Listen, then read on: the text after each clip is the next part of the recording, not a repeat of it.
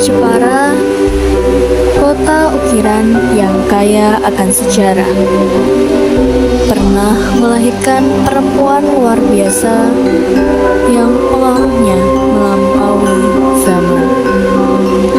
Mereka adalah Ratu Sima, Ratu Kalinyamat, dan Raden Ajeng Kartini.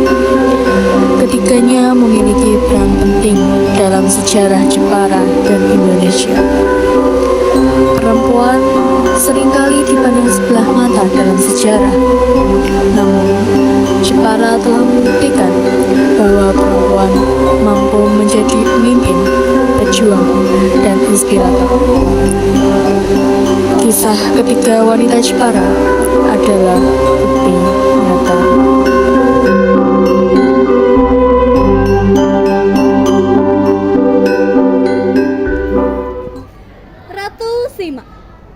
Ratu Sima adalah putri dari seorang pendeta di wilayah Sriwijaya. Ia dilahirkan sekitar tahun 611 Masehi di wilayah yang kini dikenal sebagai Musi Banyuasin, Sumatera Selatan. Keanggunan dan kecantikannya membuatnya memikat banyak pemuda, termasuk Pangeran Kartike Yasingho dari Kerajaan Kalingga. Pernikahan mereka mempererat persaudaraan antara kedua kerajaan dan memulai babak baru bagi kehidupan Ratu Sima. Setelah suaminya wafat pada tahun 674 Masehi, Ratu Sima naik tahta dan memimpin kerajaan Kalingga. Sebagai seorang ratu, ia menerapkan sikap yang tegas dan bijaksana. Ia juga dikenal sangat menjunjung tinggi keadilan dan menerapkan hukum yang sangat keras terhadap pencurian. Kebijakan ini berhasil menciptakan masyarakat yang aman, tentram, dan makmur. Di bawah kepemimpinan Ratu Sima, kerajaan Kalingga mencapai puncak kejayaannya. Perdagangan berkembang pesat, seni dan budaya tumbuh subur, serta pengaruhnya meluas ke berbagai wilayah di Nusantara. Ratu Sima juga dikenal sebagai sosok yang religius dan sangat menjunjung tinggi ajaran Hindu Siwa. Sima meninggalkan warisan yang sangat berharga bagi Indonesia. Keberhasilannya memimpin kerajaan Kalingga membuktikan bahwa perempuan juga mampu menjadi pemimpin hebat dan efektif. Kisahnya mampu menginspirasi generasi selanjutnya dan menjadi simbol keadilan dan kepemimpinan yang bijaksana. Ratu Kalinyamat. Ratu Kalinyamat merupakan putri dari Pangeran Trenggono dan cucu dari Raden Pati, yakni Sultan pertama Demak. Ia lahir pada sekitar tahun 1520 di Demak. Nama aslinya sendiri adalah Ratna Kencana. Ratu Kalinyamat kemudian menikah dengan Sultan Hadiri, putra Sultan Ibrahim dari Aceh, yang bergelar Sultan Muqayyad Shah.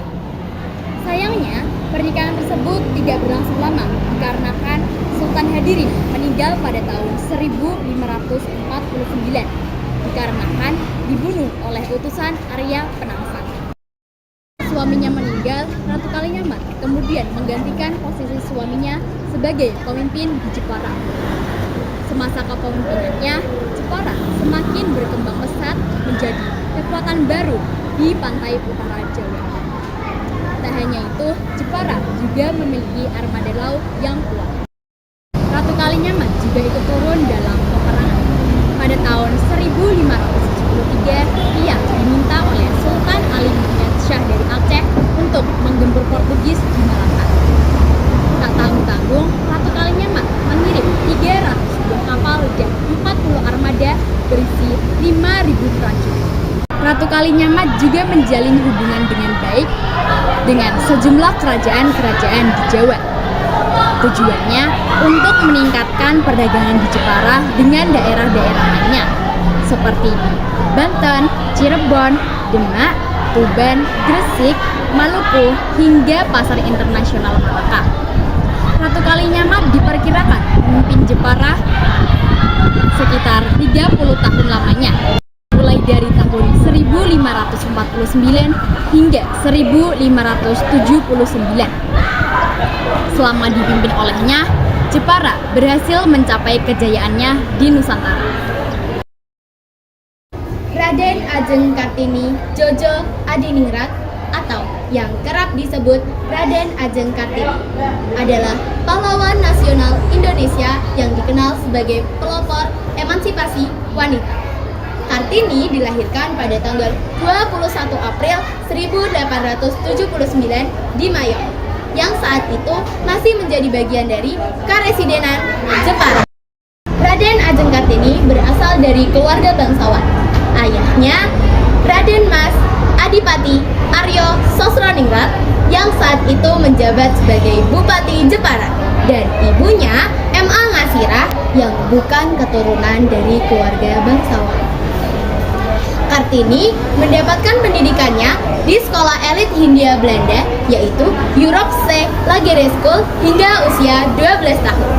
Di sana, ia mempelajari berbagai banyak hal, termasuk bahasa Belanda.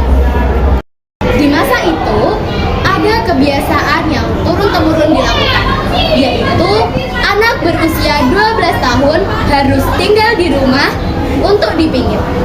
Dalam keadaan dipingit, Kartini menggunakan kemampuan bahasa Belanda yang dimilikinya untuk membaca buku dan menulis surat kepada teman-teman dari Belanda.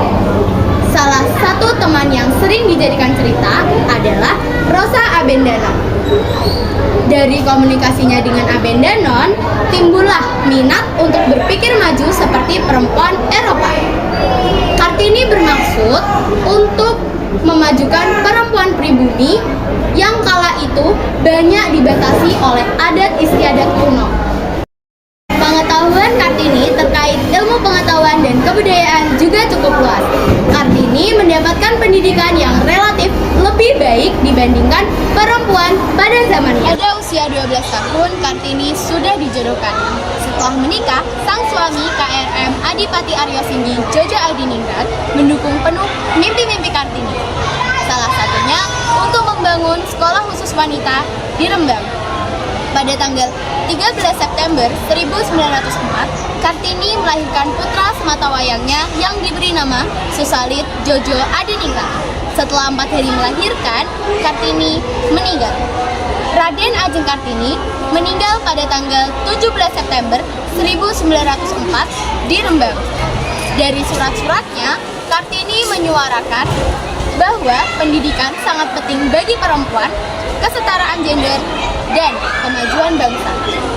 Surat-suratnya kemudian dibukukan dan diterbitkan dengan judul Habis Gelap Terbitlah Terang. Nah, itu tadi cerita inspiratif dari 3 tokoh wanita yang berasal dari Jepara, yaitu Ratu Sima, Ratu Kalinyamat, dan Raden Ajeng Kartini. Semoga apa yang kita bagikan di sini dapat bermanfaat dan menginspirasi bagi kalian semua ya. Thank you.